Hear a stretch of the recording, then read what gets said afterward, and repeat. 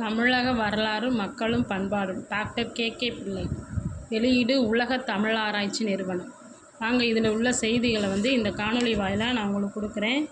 இந்த காணொளி யாருக்கு பயனுள்ளதாக அமையும்னா, காலேஜ் டிஆர்பி படிக்கிற நண்பர்களுக்கு இந்த காணொளி மிக பயனுள்ளதாக இருக்கும்.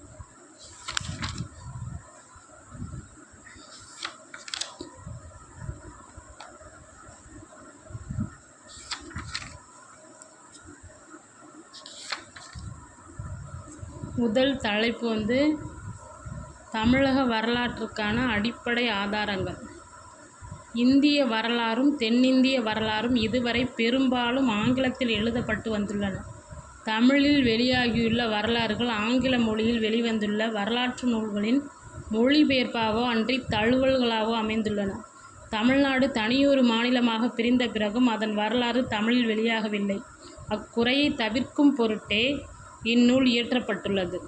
தமிழரின் மரபும் பண்பாடும் தமிழ் மொழியும் காலச்சூழல்களில் சிக்குண்டும் அந்நிய கலப்புகள் பலவற்றுக்கு உட்பட்டும் சில மாறுதல்களை ஏற்றுக்கொண்டுள்ளன. எனவே தமிழ்நாட்டு வரலாற்றை தனிப்பட்டதொன்றென கருதாமல் இந்திய வரலாற்றுடன் பிணைந்திருப்பதாகவே கொள்ள வேண்டியுள்ளது. வரலாறு கண்ட உண்மைகளை புறக்கணிக்காமல் உண்மையை நாடி நாட்டின் வரலாற்றை உருவாக்குவது தேவை. அஃதேயன்றி பழந்தமிழகத்தின் வரலாறானது பண்டைய எகிப்து, பாபிலோனியா, சுமேரியா, ரோம், கிரீஸ் ஆகிய நாடுகளின் வரலாறுகளுடன் தொடர்பு கொண்டுள்ளது.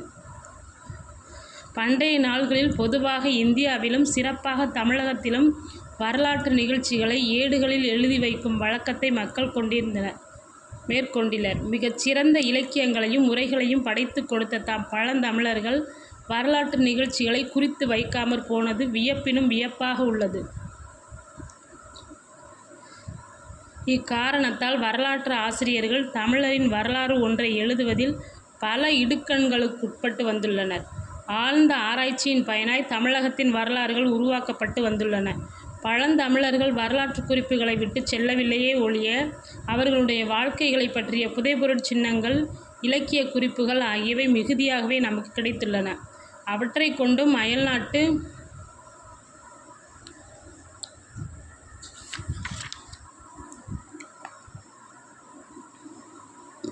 வரலாற்று ஆசிரியர்கள் பண்டைய தமிழர்களை பற்றி தத்தம் நூல்களில் கொடுத்துள்ள குறிப்புகளை கொண்டும் பண்டைய தமிழரின் வரலாற்றை பற்றியும் பண்பாடு, நாகரிகம் ஆகியவற்றை பற்றியும் இயன்றவரை திருத்தமான பண்டைய வரலாறு ஒன்று வகுப்பது அரிதாக தோன்றவில்லை. தமிழக வரலாற்றை கீழ்காணுமாறு பகுத்து கொள்ளலாம். வரலாற்றுக்கு முற்பட்ட காலம், சங்ககாலம், பல்லவர் காலம், பாண்டியர் சோழரின் பேரரசு காலம், மத்திய காலம், பிற்காலம் என 6 காலங்களாக வரையறுத்து கொள்ளலாம். இப்பல்வேறு காலங்களில் வாழ்ந்து வந்த தமிழரின் வாழ்க்கை வரலாறுகளை ஆராய்ந்தறிவதற்கு நமக்கு உதவியுள்ளவை புதைபொருட்கள், சங்க இலக்கியங்கள், தமிழ்நாட்டை பற்றி அயல்நாட்டு வரலாற்று நூல்களில் காணப்படும் குறிப்புகள், புராணங்கள், சமய இலக்கியங்கள், கல்வெட்டுகள், நாணயங்கள், முஸ்லிம் வரலாற்று ஆசிரியர் குறிப்புகள், பிரிட்டிஷ், பிரெஞ்சு, கிழக்கிந்திய கம்பெனிகள், அரசாங்கங்கள் ஆகியவற்றின் ஆவணங்கள், டச்சு, போர்ச்சுகீசிய பாதிரிகளின் நாட்குறிப்புகள், கடிதங்கள், அறிக்கைகள், புதுச்சேரி ஆனந்தரங்கம் பிள்ளையின் நாட்குறிப்பு போன்ற ஆவணங்கள் ஆகியவையாம். பிற்கால வரலாற்றிற்கு இந்திய விவரங்களின் ஆவணங்கள் மிக பயன்படுகின்றன. தமிழகத்தில் கோயில்களிலும் குகைகளிலும் அமைக்கப்பட்டுள்ள சிற்பங்களும் தீட்டப்பட்டுள்ள ஓவியங்களும் அவ்வக்காலத்து மக்களின் கலை வளர்ச்சியை எடுத்து காட்டுகின்றன. ஆகையால் வரலாறு எழுதும் முயற்சிக்கு அவை பெரிதும் துணை புரிகின்றன. இலக்கியங்களும் புராணங்களும் அளிக்கும் சான்றுகளை விட புதை பொருட்களும் கல்வெட்டுகளும் நாணயங்களும் அளிக்கும் சான்றுகள் பெரிதும் நம்பத்தகுந்தவையாக உள்ளன. ஆனால் விரிவான வரலாறு ஒன்று எழுதுவதற்கு இவையும் போதுமானவை என்று கூற முடியாது. தமிழகத்தில் கண்டெடுக்கப்பட்ட கல்வெட்டுகளில் 30,000க்கு மேற்பட்டவை இன்னும் பதிப்பிக்கப்படாமலே உள்ளன. அவை வெளியாக்கக்கூடிய செய்திகள் இப்போது தொகுக்கப்பட்டுள்ள செய்திகளுக்கு முரண்பாடாகவும் விளக்கம் கொடுக்கக்கூடியவனாகவும் கூடுதலான தகவல்கள் அளிக்கக்கூடியனவாகவும் இருக்கக்கூடும். நாணயங்கள் அளிக்கும் சான்றுகளும் முழுமையானவை அல்ல. பழைய நாணய வரிசைகளுக்கு காலங்கணித்தல் எளிதாக தோன்றவில்லை. அதில் பல கருத்து வேறுபாடுகளும் உண்டு. ஆனால் சங்ககால வரலாற்றுக்கு நாணயங்கள் புரிந்துள்ள உதவி மதிப்பிடற்கரியது. தாம் அளிக்கும் சான்றுகளுடன் அவை சங்க இலக்கிய செய்திகள் பலவற்றை மெய்ப்பிக்கின்றன. ஆனால் இந்நாணயங்களில் பெரும்பான்மையானவை அந்நிய நாட்டு நாணயங்கள் ஆகும். தமிழக வரலாற்றை தொகுக்க உதவும் கல்வெட்டுகள் பல்லவர் காலத்தில்தான் தொடங்குகின்றன. அதற்கு முன்பு நடுகற்கள் ஆங்காங்கு தமிழகத்தில் இருந்தனவென்றும் மக்கள் அவற்றை வழிபட்டு வந்தனர் என்றும் சங்க இலக்கியங்கள் கூறுகின்றன. அவற்றுள் ஒன்றேனும் இப்போது கிடைக்கவில்லை. பல்லவர்கள் காலத்திய கல்வெட்டுகள் 7-8ஆம் நூற்றாண்டில் அமைக்கப்பட்டவை. முதலில் அவை கிரந்த எழுத்துக்களில் பொறிக்கப்பட்டன. பிறகு அவற்றில் தமிழ்மொழி கலப்பு தோன்றுகிறது. மரபு தமிழ் எழுத்து என்றும் வட்டெழுத்து என்றும் தோன்றுகிறது. வட்டெழுத்து என்றும் தமிழ் எழுத்துக்கள் இரு வகையாக ஆளப்பட்டுள்ளன. இவ்விரு எழுத்து வரி வடிவங்களுக்கும் தோற்றுவாய் இன்னதென இன்னும் அறியக்கூடவில்லை. ஆனால் வட்டெழுத்துக்கள் 9ஆம் நூற்றாண்டிலேயே தமிழகத்தில் நின்றும் வழக்கொழிந்து மறைந்துவிட்டன.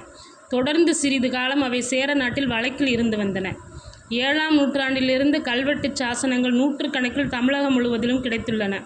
பாண்டியர் சோழர் காலத்திய வரலாற்றை தொகுப்பதற்கும் அவர் காலத்திய மக்கள் சமுதாயத்தின் நிலையை அறிந்து கொள்வதற்கும் கல்வெட்டுகளே இன்றி அக்காலத்து பொறித்து அளிக்கப்பட்ட செப்பேட்டு பட்டயங்களும் பெரிதும் துணை புரிகின்றன.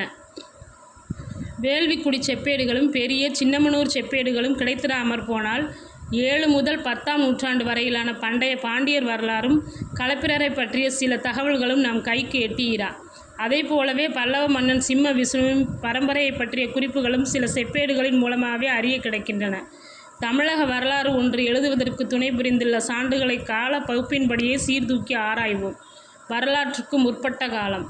சிந்து வழி அகழ்வாராய்ச்சிகளுக்கு பிறகு தமிழரின் வரலாறும் நாகரிகமும்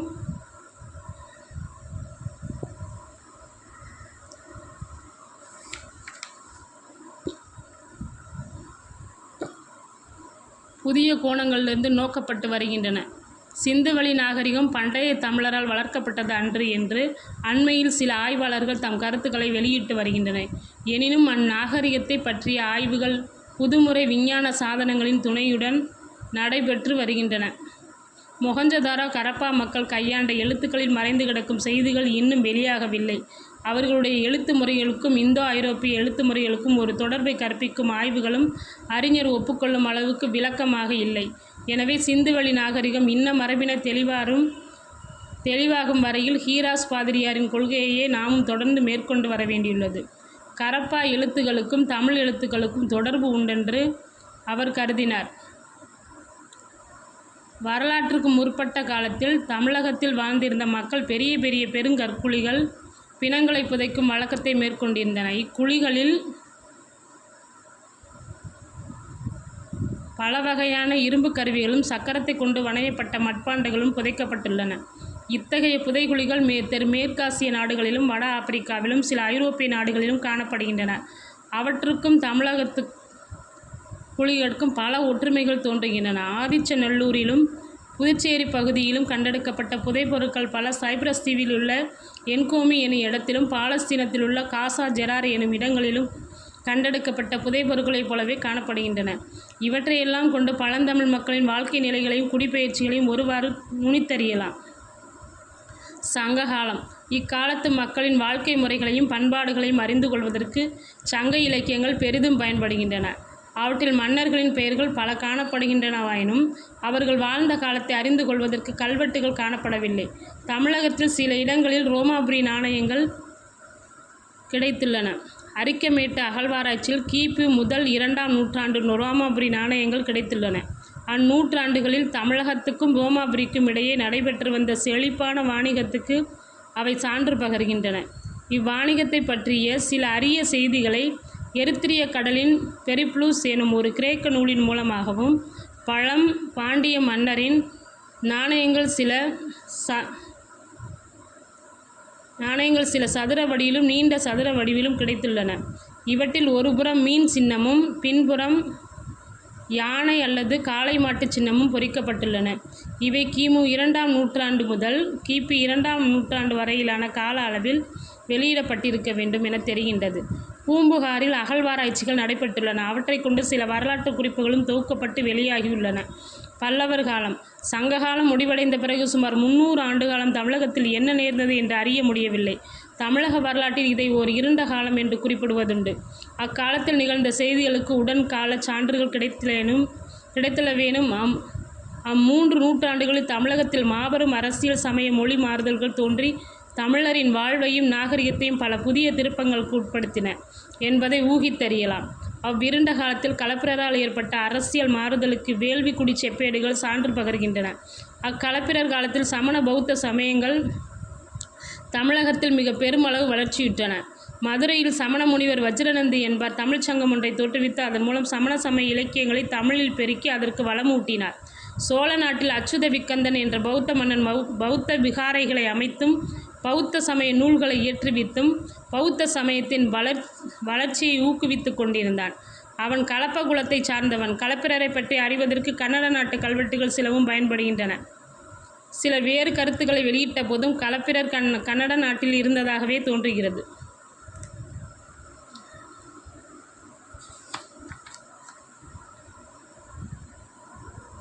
கல்வெட்டுகள் தமிழகத்தில் ஏறத்தாழ கிமு 2ஆம் நூற்றாண்டு முதல் காணப்படுகின்றன.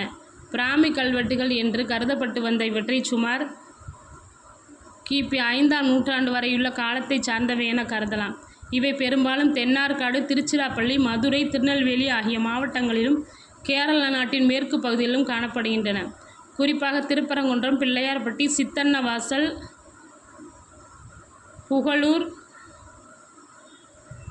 சிங்கவரம் ஆகிய ஊர்களில் இவற்றை இன்றும் காணலாம். இவை தவிர பெயர் பொறிக்கப்பட்ட மண்பாண்டங்கள் திருச்சிராப்பள்ளி மாவட்டத்திலும் அரிக்கமேட்டிலும் கண்டெடுக்கப்பட்டுள்ளன.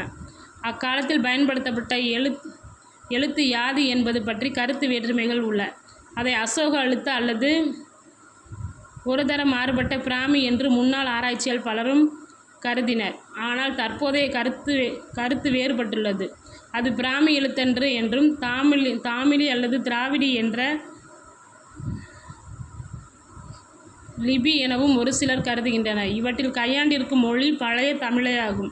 பல்லவர் காலத்திலும் அதற்கு பின்னும் பற்பல கோயில்களில் கல்வெட்டுகள் தோன்றியுள்ளன.